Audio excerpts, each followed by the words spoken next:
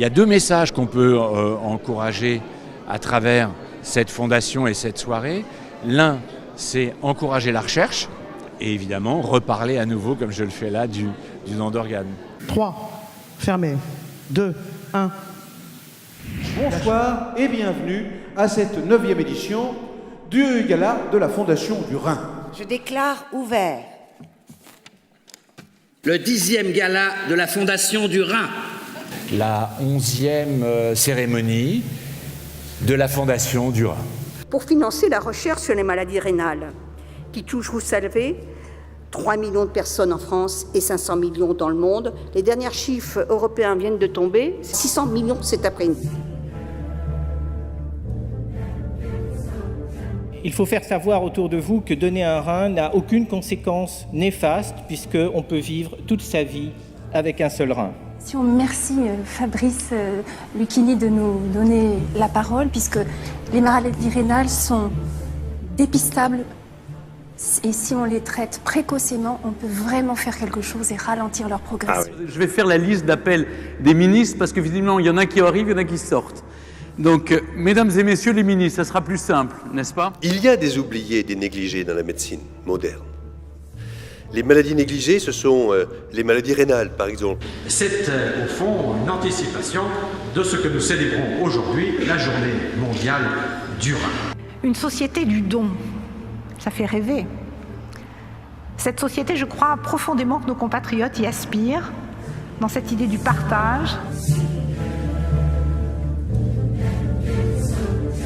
Je suis le premier Français à avoir été dialysé enfant. Un trou dans le ventre, on en fait un môme de 10 ans avec 2 litres de sérum, enceinte, on fait un trou de l'autre côté et hop, on installe la vidange pendant 24 heures.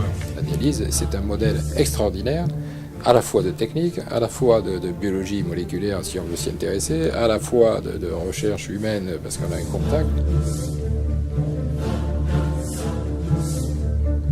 La Fondation du Rhin, c'est une belle aventure. Je ne vais pas revenir sur sa genèse, j'aurais simplement me réjouir avec vous. Ce que j'ai trouvé dans la Fondation du Rhin, toute une série de personnalités tout à fait remarquables. Je connais aussi la souffrance inhérente à toutes ces maladies-là. Et puis je sais aussi qu'on peut faire quelque chose, qu'on peut améliorer. Je trouve que tout ce type d'initiative est bienvenu.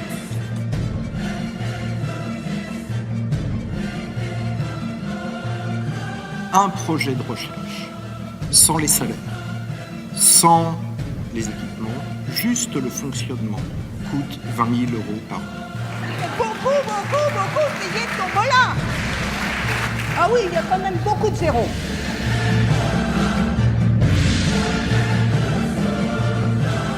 C'est la journée du rein. Le rein est un organe vital. Les maladies sont extrêmement sourdes et discrètes. Les gens arrivent à avoir des maladies graves sans s'en rendre compte. Donc on leur propose une vie de liberté qui, malgré les échecs qui persistent encore, reste une médecine avec de grands succès. La plupart des patients qu'on traite vont bien pendant longtemps. Au moment où j'ai moi-même, après ma mère, donné un rein à ma sœur, je me suis rendu compte de l'impact que ça avait eu sur le regard que les gens peuvent porter sur d'abord les maladies rénales, mais surtout sur la greffe.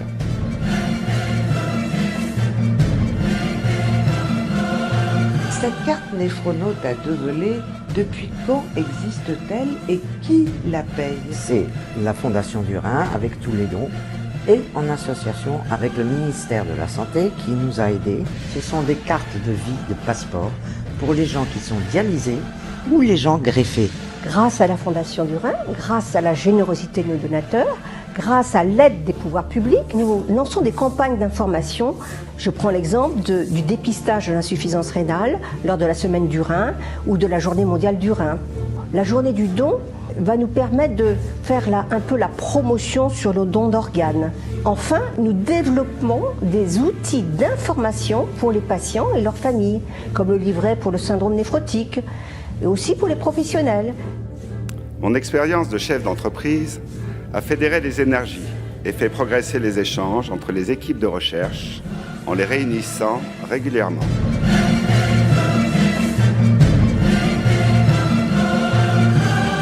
à quel point je suis heureuse d'être cette année encore avec vous et très flattée et honorée d'avoir été nommée l'une des ambassadrices de cette belle fondation. Pour le numéro 1028. Qui a le numéro 1028? C'est lui! C'est lui! Donc je vous félicite, bravo! Bravo Véronique! L'enjeu de l'implication du plus grand nombre pour la santé publique et pour le progrès de la recherche est quelque chose d'absolument essentiel et d'absolument indispensable. Si tu donnes pas, hey, ta gueule il a fessé. Grâce à votre aide, grâce à votre générosité. Et pourtant, on vous en demande toujours un petit peu plus. Pour faire avancer la recherche et la réflexion sur les maladies rénales au service des patients. Je crois qu'il est temps maintenant de connaître le nom du ou des lauréats du prix Jeune Chercheur. Je crois que ce prix nous réserve encore une surprise. Donnez de l'argent. Soyez généreux. Et quand Chantal tombe dans votre bureau, c'est d'une façon différente, mais le pendant de Brigitte, et à elle aussi, il vaut mieux ne pas résister. L'essentiel du travail d'un ministre de la Recherche, en réalité, c'est de chercher de l'argent. C'est pas de faire de la recherche, mais on a besoin de chercher de l'argent. Aider la Fondation du Rhin et donner de l'argent.